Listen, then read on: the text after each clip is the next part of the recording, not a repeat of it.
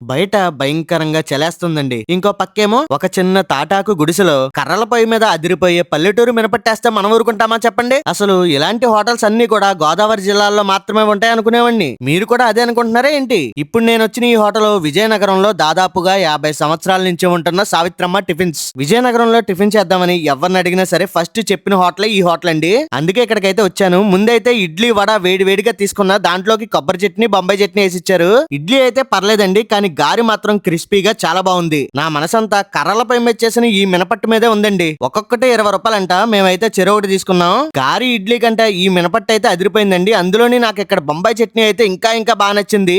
ఈ మినపట్టు బొంబాయి చట్నీ కాంబినేషన్ అయితే వేరే లెవెల్ అండి. తర్వాత పూరి కాదు గానీ పూరి కూర చూస్తే మాత్రం నోరూరింది. మనకలాగా ఎల్లో కలర్ లో కాకుండా రెడ్ కలర్ లో ఉందండి. టేస్ట్ అయితే ఓకే. రేట్లు అయితే 20 రూపాయల నుండి స్టార్ట్ అవుతున్నాయి. విజయనగరంలో నెక్స్ట్ ఏం ట్రై చేయమంటారో కామెంట్ చేయండి. మీరు మాత్రం లైక్ సబ్స్క్రైబ్ మర్చిపోకండి. ఉంటాను మరి.